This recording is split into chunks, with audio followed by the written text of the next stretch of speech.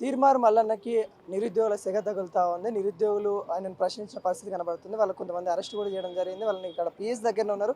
వాళ్ళతో మాట్లాడించే ప్రయత్నం అయితే చేద్దాము. జనార్దన్ గారు అయితే ఉన్నారు. జనార్దన్, ఏంటి తీర్మార్ మల్లన్న మీద దాడి చేసిరంట మీరు?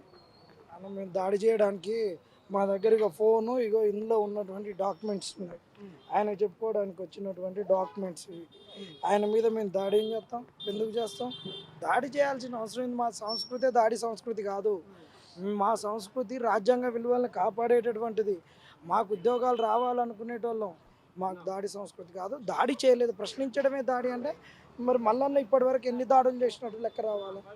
జస్ట్ ప్రశ్నించడం. తీర్మార్ మల్లన్న ఆయన ప్రెస్ మీట్ ఉంది. ఆయన నడిపిస్తున్న సమయంలో మీరు ఆయన డిస్టర్బ్ చేసింది కాక అక్కడ నిరసన వ్యక్తం చేస్తూ ఉన్నారని కూడా మండిపడతా ఉన్నారు కదా. లేదు, యాక్చువల్గా మాది 11-12 to 1, తీన్మార్ మల్లన్నది 11 to 12. వారు లేట్ వచ్చి మా స్లాట్ని తీసుకున్నారు. మాకు మా డిఎస్సి అభ్యర్థులు ఎవరైతే ఉన్నారో ఆ డిఎస్సి అభ్యర్థులు ఇచ్చినటువంటి దాంట్లో మేము పోయినాం. మమ్మల్ని హవానం రారి అన్న మీరు మాట్లాడాలంటే వాళ్ళు బుక్ చేసిర్రు, మేము పోయినాం. దాంట్లో తప్పే ఉంది, పోయినాం. వారు మా స్లాట్కి వచ్చిర్రు, ఎక్కడ దొరకట్లేడు. మేము అడిగినాం, ఇగో ప్రెస్ క్లబ్ బుక్ అయిందా లేదా, ఆధారాలు ఉన్నాయి. మేము ఆయన మీద దాడి చేయలేదు. ఆయనను మేము అడిగినాం. అడిగిన క్రమంలో వాళ్ళు వచ్చిర్రు, ఇప్పుడు అడగొద్దన్నారు. మేము అడుగుతున్నాం.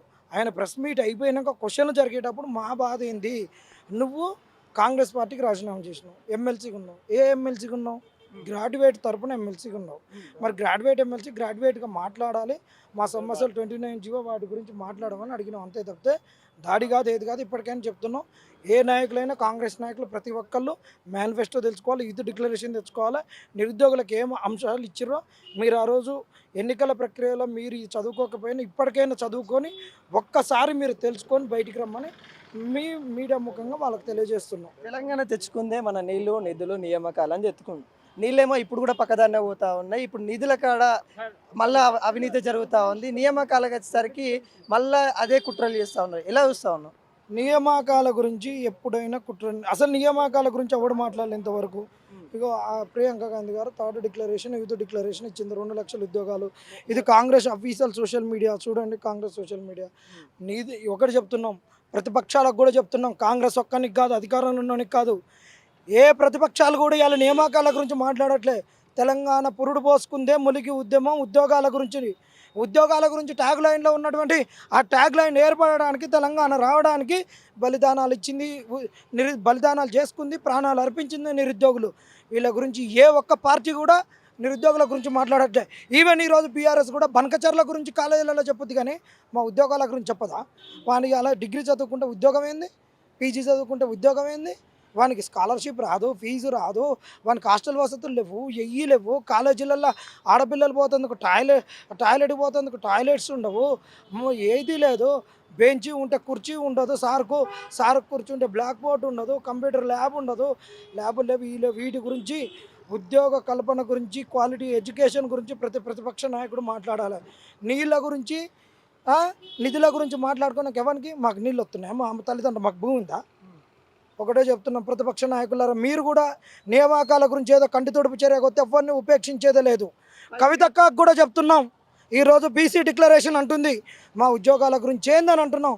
నెక్స్ట్ చలో కవితక్క ఇందిరా పార్క్, అంతే. అంటే ఫైనల్ ఏం చెప్తావు? తీర్మార్ మల్లన్నకు కావచ్చు, కాంగ్రెస్ గవర్నమెంట్ కావచ్చు, ఏం చెప్తావు ఫైనల్? ఒకటి, ఉద్యోగాలు రావాలి. ఏ పార్టీ అయినా నియామకాల గురించి మాట్లాడాలి. నియామకాలను పక్కన పెట్టేసి నీళ్లు, నిధులు వీటి గురించే మీరు తిరిగితే మీ ఇళ్ళ చుట్టూ మేము తిరిగి మిమ్మల్ని ఓడగొడతాం. ఏం చెప్తావు ఆస్మా గారు? ఈ విషయం అసలు ఇంత వివాదం అవుతా ఉంది, నిరుద్యోగులను పట్టించుకోవట్లేదు. మీరు గతంలో కూడా చెప్పారు, కానీ మిమ్మల్ని కూడా బీఆర్ఎస్ కోవట్గా అనుకుంటా అనేక వ్యాఖ్యలు కూడా వేస్తారు. ఏం చెప్తారు ఈ అంశం? ఇప్పుడు కూడా మీరు బీఆర్ఎస్ మనుషులా, మీరు కవితక్క పంపిసి వచ్చిరా, కవితక్క అనుచరులా అంటున్నారు. అక్కడ చెంప చెల్లు అనిపించబుద్దైంది, కానీ ఇక అట్లా తోసేస్తున్నారు మమ్మల్ని. మేము అడిగింది, మీరు ఎందుకు నిరుద్యోగుల పక్షాన మాట్లాడట్లేదు, నిరుద్యోగుల గురించి ఎందుకు ప్రస్తావిస్తలేరు, ఎంతసేపటికి 42% రిజర్వేషన్ అని మాట్లాడుతున్నారు. ఆ 42% రిజర్వేషన్ ఎందుకోసము? రాజకీయం కోసమా, లేకపోతే నిరుద్యోగుల కోసమా, విద్యార్థుల కోసమా, ఎందుకోసము? కేవలం రాజకీయం కోసమే మాట్లాడితే మేము ఊరుకుంటామా? మరి మా వల్ల గెలిచిన అభ్యర్థులు మమ్మల్ని పట్టించుకోకుండా, ఏ సమస్యలు ఉన్నాయి పట్టించుకోకుండా, నిరుద్యోగుల సమస్యలు పట్టించుకోకుండా మీరు సభలు పెట్టుకొని ప్రెస్ మీట్లు పెట్టుకొని మాట్లాడుతున్నారు. ఇంకొకటి మిమ్మల్ని అడ్డుకునే ఉద్దేశంతోనే మేము రాలేదు. మా దగ్గర నిజంగా డాక్యుమెంట్సే ఉన్నాయి. మేము అక్కడ ఎస్జిటి స్పోర్ట్స్ కోటా వాళ్ళది 12 గంటల నుంచి 1 గంటల వరకు ప్రోగ్రామ్ ఉంది, బుక్ అయింది, కావాలంటే చూసుకోండి.